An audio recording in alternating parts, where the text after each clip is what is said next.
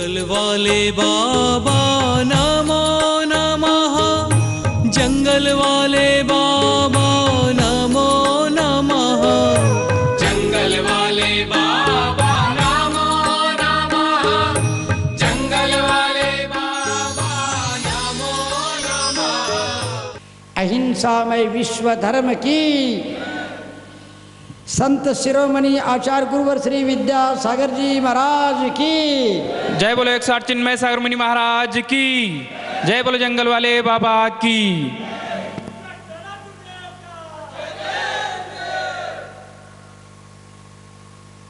अभी ये माला के बारे में पूछ रहे थे, इस माला को हम क्या करें। श्रावकों की 6 आवश्यक होते हैं। देव पूजा, गुरुपास्ति, स्वाध्याय, संयम, तप और दान। जो श्रावक इन 6 आवश्यकों का पालन नहीं करता वह श्रावक कहलाने के योग्य नहीं रहता है। यदि तुम सच्चे श्रावक बनना चाहते हो तो इन 6 आवश्यकों का परिपालन अवश्य करें।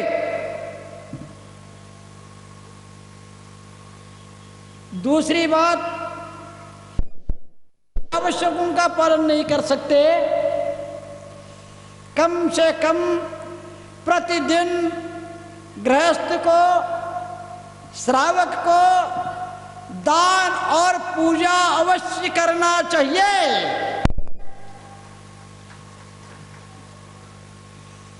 दान और पूजा ये श्रावक के आद्य 2 कर्तव्य है। इन कर्तव्यों का पालन करने वाले श्रावकों का ही कल्याण हो सकता है।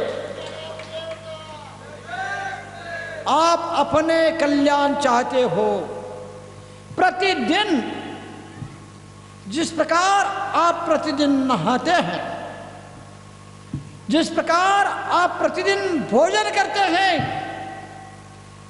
उसी प्रकार आप प्रतिदिन दान और पूजा करो। क्यों करें? आप कह रहे इसलिए करें?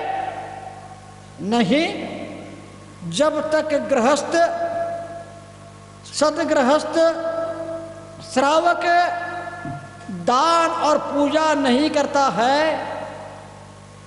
तब तक उनका जीवन पापमय होता चला जाता है। दान और पूजा करने वाला रोज के अपने जो पाप होते हैं उन पापों का प्रक्षाल करता है और पुण्य का अर्जन करता है।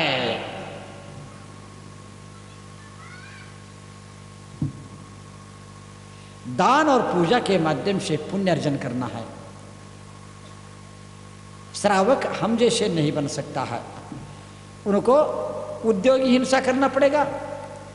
कोई हमारे ऊपर, घर के ऊपर कोई बलात् प्रहार करता है तो उसका विरोध भी करना पड़ेगा। इंडस्ट्रीज चलाना पड़ेगा, उद्योग करना पड़ेगा, व्यापार करना पड़ेगा, खेती किसानी करनी पड़ेगी। लेकिन याद रखना, उसमें जो पाप होता है उन पापों का प्रक्षाल, वहाँ पर पाप बंद होता है कि नहीं होता है, जो उनकी विराधना होती है। लेकिन आचार्यों ने कहा प्रतिदिन की जो पाप लग रहे उन पापों का प्रक्षालन करना चाहते हो तो रोज भगवान का प्रक्षाल करो, दान और पूजा करो। हे श्रावकों, हे युवाओं, हे माता बहनों, हे सदगृहस्थों, आप अपने रोज के पाप का प्रक्षालन रोज करना। यदि कपड़े रोज का रोज धो लेते हैं तो जल्दी साफ हो जाते हैं, और महीने में एक बार धोते हैं तो साफ नहीं हो पाते हैं। इसीलिए गृहस्थावस्था में जो आजीविका चलाते समय श्रावक धर्म का परिपालन करते समय और परिवार के उदर पोषण के समय, इस समय जो पाप लगते हैं, जो दोष लगते हैं, उन दोषों का, प्रतिदिन के पाप और दोषों को दूर करने के लिए आचार्यों ने दान और पूजा कहा है। अब बात रही रोज महाराज हमको आता नहीं है तो सीखना चाहिए। दूसरी बात, समय नहीं है तो हम जब भोजन के लिए समय निकाल सकते हैं तो पूजन के लिए भी समय निकालना चाहिए। मैं कई लोगों को नियम दिया, मध्य प्रदेश हो, भोपाल हो, इंदौर हो, दिल्ली हो, कई लोगों के लिए मैंने कहा तुम पूजन करो। उन्होंने कहा कि महाराज जी समय नहीं मिलता है। मैंने कहा भोजन के लिए समय मिलता है। हंसने लगे। मैंने कहा जिस दिन पूजन करेंगे उस दिन भोजन करेंगे, जिस दिन भोजन करेंगे उस दिन पूजन करेंगे, ये नियम लो। बंधु, हम भोजन के लिए तो समय निकाल सकते हैं लेकिन पूजन के लिए नहीं।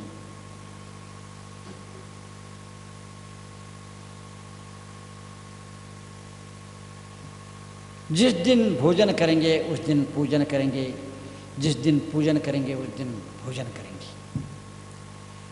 बिना पाप को धोए, बिना पूजन किए भोजन करना,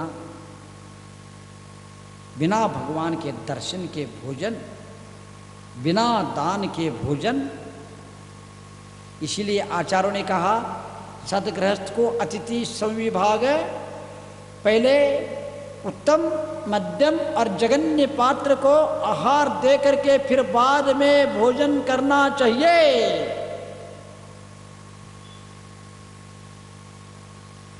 यदि श्रावक दान और पूजन नहीं करेगा उनका जीवन पाप में लग जाएगा।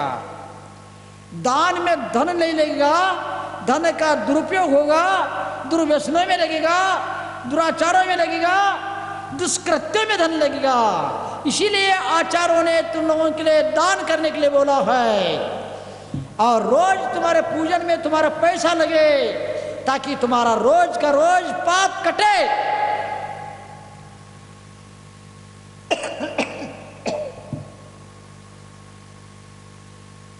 रोज का रोज पाप कट जाए, रोज का रोज पाप का बोझ उतर जाए, मनुष्य कितना हल्का होता है। इसलिए करना है। और दान जो सामने वालों के ऊपर और जो दे रहा, दोनों पर उपकार होना चाहिए, उसको दान कहते हैं। इन बातों को आप याद रखेंगे। साध्य जितना होता है समय निकाल करके दान और पूजन अवश्य करना। हम आपके लिए बता देते हैं, आज दुर्व्यसनों में धन दे सकते हैं लेकिन दान में नहीं दे सकते हैं। हम होटल में जाकर के भोजन तो कर सकते हैं, 5-10 हज़ार रुपये उड़ा करके आ सकते हैं, लेकिन दान नहीं दे सकते हैं। और दान देने का अवसर उन्हीं को मिलता है जो पुण्यात्मा होता है, उनको दान देने का अवसर मिलता है। भाव जिनका होनहार अच्छा है उनको दान देने की भावना होती है। पापी लोगों के पैसा दान और धर्म में लग नहीं सकता, अच्छे कामों में नहीं लग सकता। इसीलिए आचार्य ने यह भी कहा, पाप का धन प्रायश्चित में, चोरी का धन मोरी में। अर्थात पाप का धन है तो पाप में ही लगेगा। पुण्यानुबंध पुण्य का उदय है तो ही अच्छे काम में लगेगा, अन्यथा वो अच्छे काम में नहीं लग सकता है। और पाप का पैसा रहेगा या तो डॉक्टर के पास जाएगा, जो डॉक्टर कह दे 2 लाख, 10 लाख, 25 लाख, नहीं है तो कोर्ट कचहरी में जाएगा। किसमें नहीं है, सेल टैक्स अफसर आ जाए, बंडल के बंडल नीचे के नीचे बिना गिने दिया जाता है। बंधु को याद रखना, यहाँ दिया हुआ व्यर्थ नहीं जा सकता। सत्पात्र को दान दिया हुआ अनंत गुना में बदल के लौट के आता। हमारे धन को शुद्ध करता है, हमारे मन को शुद्ध करता है दान, और हमारे जीवन को शुद्ध करता है, और हमारे दुख को दूर करता है। और इतना ही नहीं, हमारा उद्धार करता है वह दान। इसीलिए श्रावक पूजा और दान नहीं करेगा, धन और उनका जीवन का एक एक क्षण पापमय हो जाएगा। पाप से बचाने के लिए, पुण्य की वृद्धि के लिए, और शरीर, शक्ति, बुद्धि और जीवन का, तन मन धन का सदुपयोग के लिए आचार्यों ने दान और पूजा कहा है। आप कर सकते हैं। कृत महाराज जी, समय नहीं मिलता, आता नहीं है, प्रयत्न करो स्वयं करने का। और दूसरी बात, यदि नहीं बन पा रहा तो पूजन का द्रव्य पहुंचा दो। आज हमारे पूजन का द्रव्य मेरे ओर से, समझ में आ रहा? मंदिर में पूजन होता है, आज मेरे तरफ से पूजन का द्रव्य।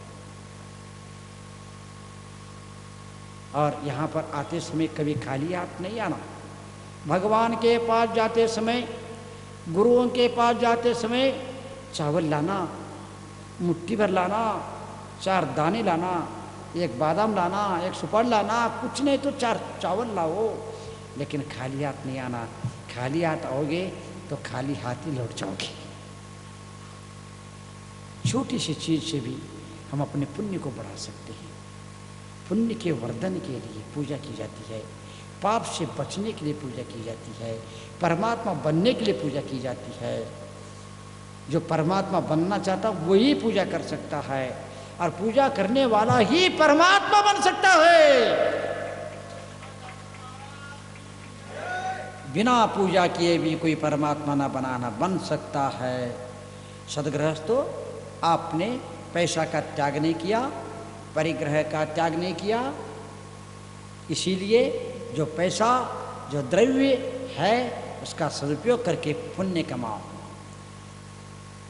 कृत्य कारित अनुमोदना से भी आप दान पूजा कर सकते हैं।